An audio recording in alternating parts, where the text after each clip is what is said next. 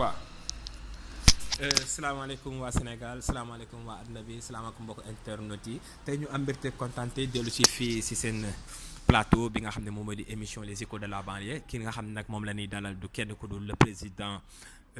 Abou Mbaye bi nga xam ne moom moo jiite parti bi di Front Patriotique pour le Développement slash Rëccu Fal Macky Sall gannaaw bu ñu ko présenté suñu maire va dañ koy daal di dalal ci émission bi émission bi nag dina ci waxtaanee ñett ci ay points balaa loolu dañ koy bàyyi mu tàmbali nuyoo ak ñi nga xam ñoo les téléspectateurs yi salaamaaleykum président.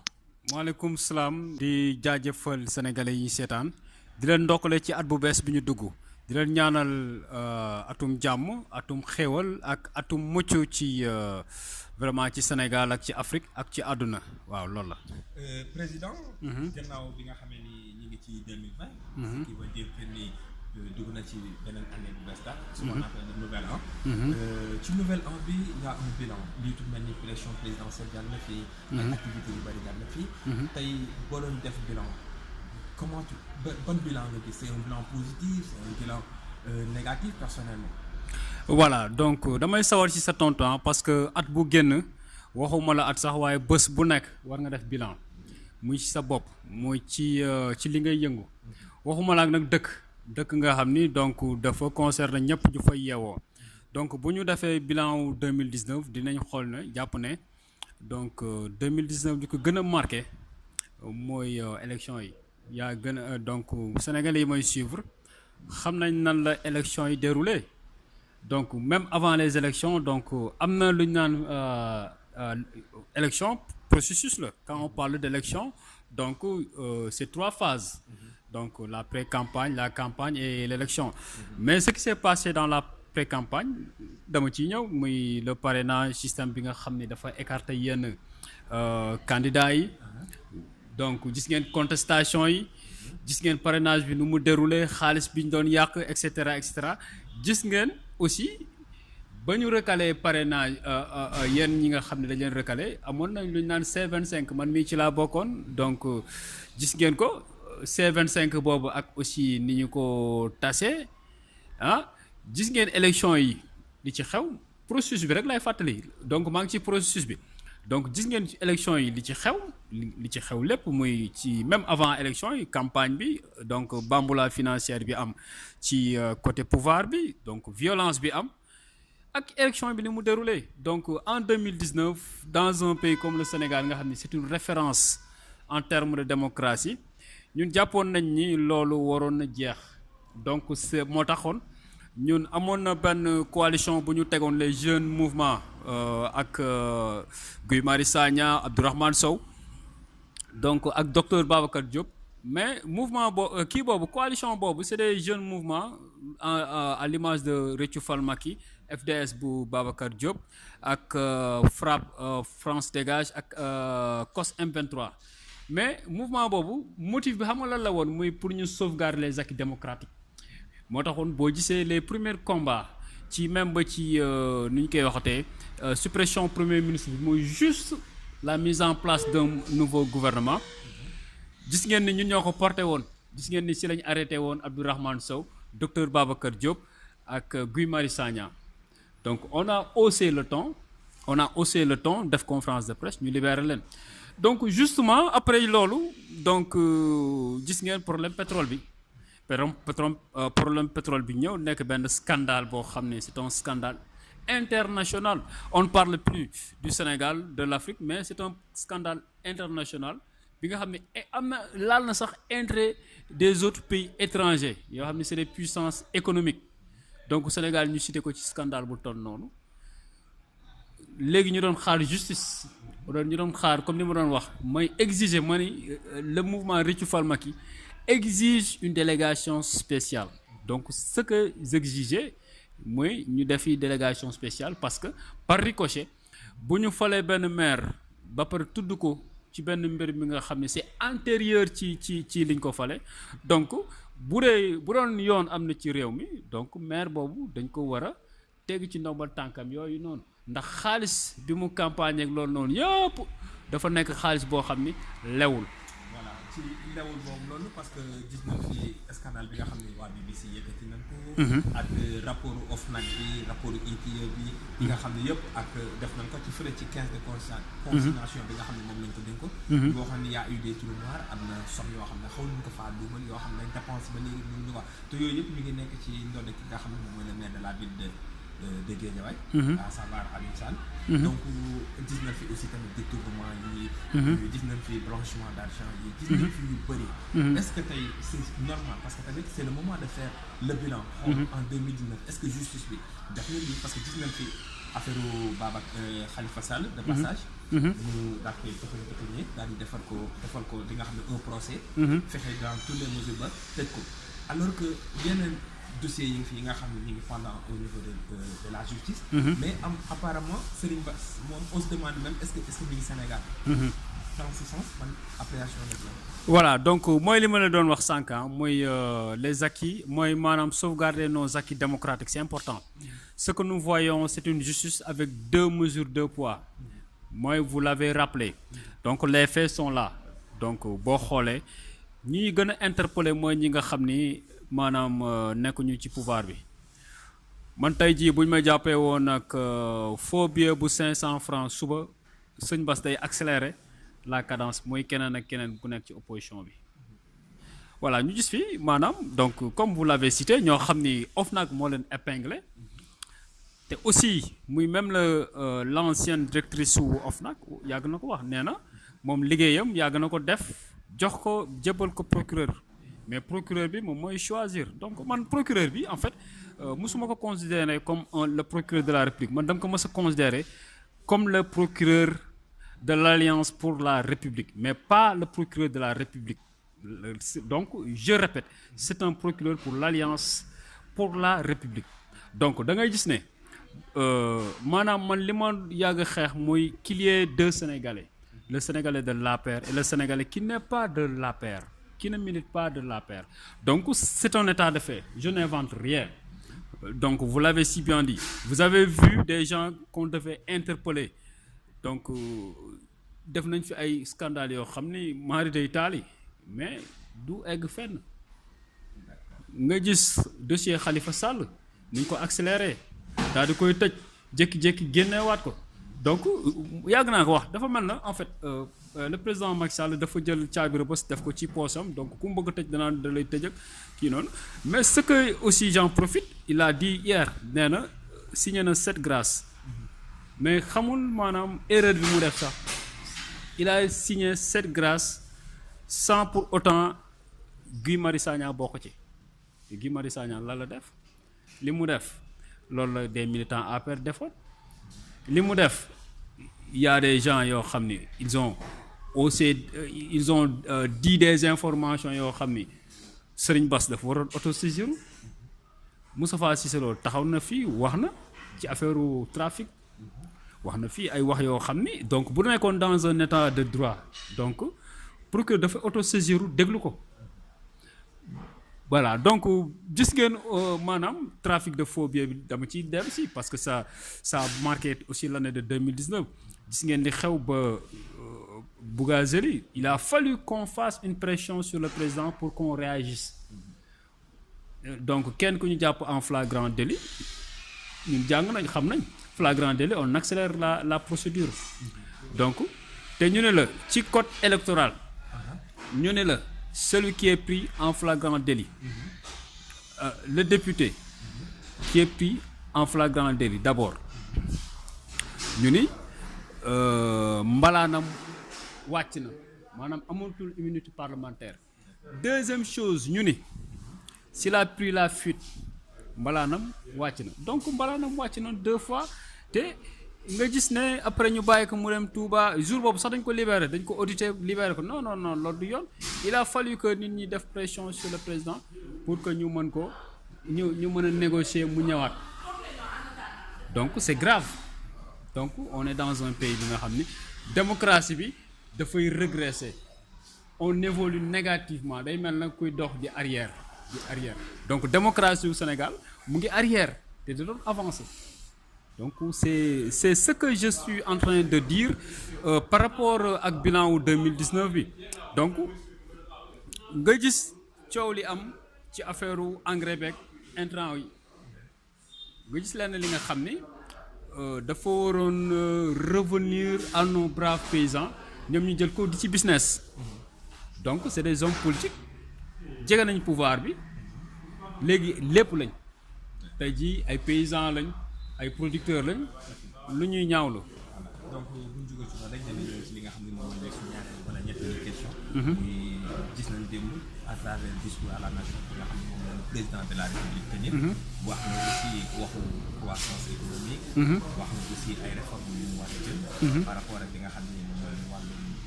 élevage bi wàllum gerte gi agriculture bi. tout ça ñu gis ni daanaka croissance boobu daanaka mu ëpp ci li mu doon wax.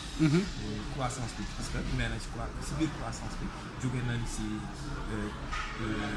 jóge nañ def nañ ay évolution parce que ba léegi ñu ngi stànn wu ci six bi. d'accord ci six points yi. alors que wax na aussi tamit ci affaire endettement bi parce que mi ngi wax naa ni c'est une dette boo xam ne c'est une dette positive. comment par rapport ak li ñu wax parce que tamit dette bi yaatu woon na ba tolloo ci 6.7. tey nee na réduire nañ dette boobu ba à 3 mais ba tey suñu xoolee ñun dañuy gën a endetté est-ce que tey endettement yooyu ñu continuer di def par rapport ak suñu ressources naturelles yi nga xam ne est-ce que tey le Sénégalais d'ici l'année horizon 2035 bi ñuy wax nga xam ne dinañ wax émergence est-ce que réellement horizon 2035 dinañ mën a am le terme émergence au Sénégal? non j'en doute pas gis nga sama waa ji gis nga endettement boobu ñuy wax noonu dañuy génne ay principe économique yu technique yoo xam ni pour nax ñu naan ay point 3 ak ay affaires yi c'est-à-dire dama lay jox des informations yu claires que le Sénégal est endetté et est lourdement endetté. Dette extérieure c'est 7500 milliards si en fait moom la Sénégal am ci dette extérieure. Sénégal am na une dette de 1000 milliards pour les BTP bâtiments travaux publics. Donc loolu c'est évident te aussi en fait il y a un mauvais investissement parce que mënoon tey jii nii comme tu l'as si bien dit donc yaa ngi nii sax daf la inquiété nan la ñu mënee di leb bi nga xam ne dañ koy dugal fenn fi nga xam ne du jur ba pare ñu ne dañoo bëgg émergent ak aussi ni ñu yàqee xaalis bi maanaam dépense bi xaalis bi ñu leb dañ ko waroon gérer avec efficience mais tey jii nii problème bi ñu am mooy ñun dañuy leb bu diis ci askan bi ndoddu askan bi ba pare jël ko noncé ko yàggul dégg ngeen 307 milliards pour affaire oto kese tey jii nii am na maanaam la sphère ministérielle donc am na ay centre Abdou Diouf bi nga xam ne jëriñul dara dañ koy tëj 53 milliards loolu est-ce que dina jur dara centre bi dañ koy tëj 53 milliards la tu as compris donc il y a des urgences yoo xam ne en fait j'ai toujours dit que c'est un président qui se perd d'objectifs et de vision li mu war a def nga tey jii nii mënoo xëy je sais pas nga war a ndekki nga war a ndekki naan da ngay dem jënd télé urgence bi mooy nekki nga ndekki ba pare télé boobu du urgence c'est-à-dire que y a une chose gis nga régime bi ñu nekk nii en fait émergence bi ñuy wax émergence bi dafay nekk émergence wu ci benn clan wala benn élite loolu mooy plan Sénégal émergent bu leen ko déggee que ne ñoom dañ ko teg pour askan bi yëpp émergent mais pour benn élite daal di émerger te loolu moo am nii tey. parce que démb boo déglu ci discours à la nation bi on parlait de naatal ëllëg à la place de plan émergence plan Sénégal émergent. waaw mais bon xam nga naatal ëllëg xam nga buñ ne plan Sénégal émergent parce que xam nañ ni c'est une farce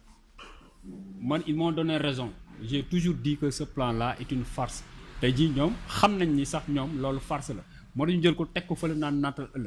ëllëg c'est-à-dire que c'est un gouvernement c'est un régime de slogan mais slogan bi boo duggee ci biir c'est des coquilles vides les plans les programmes y a aucune utilité bi nga xam ni mën na jëlee Sénégal fii yóbbu ko feneen fi. d'accord donc dañuy dugg ci li nga xam ne moo nekk suñu dernier point avant que ñu lay bàyyi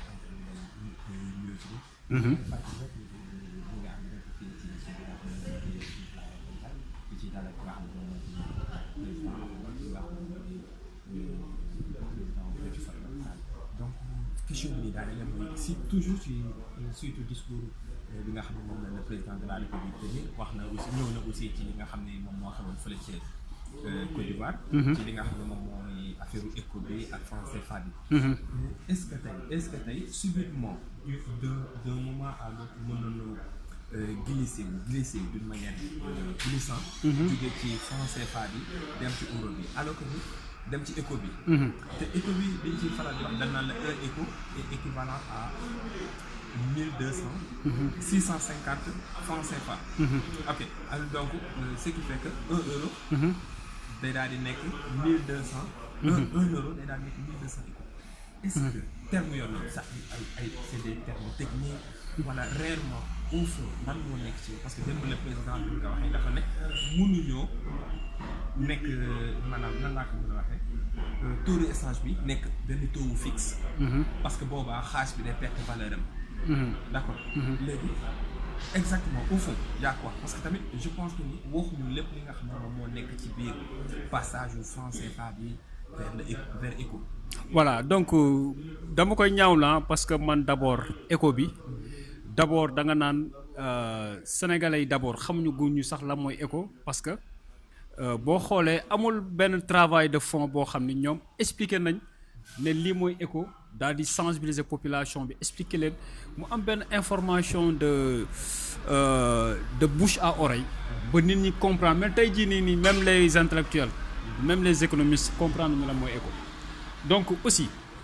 ñu jël wàllu boobu ñu bàyyi wàllu boobu ñëw ci convertibilité xam nga économie dafa am lu ñu naan convertibilité. Convertibilité mooy tey jii nii yow boo amee monnaie da ngay négocier de telle sorte que tey jii nii ses partenaires chinois wala ses partenaires américains wala européens ba tey jii nii seen échange dafay mën a fluide mais ñun tey jii nii ce qu'on a compris ci affaire éco c'est presque comme le CFA te tey jii sax moo gën a yées CFA lenn rek moo ci changé dañu ni du am maanaam trésor français dootuñu garantir à 50% te dootuñu amati ay représentants français ci banque ci voilà ci BCEAO bi loolu moo ci changé mais c'est-à-dire que problème en fait il y a un problème de leadership pour les Africains donc surtout ay Macky Sall ay Alassane Ouattara c'est-à-dire que monnaie aussi il faut que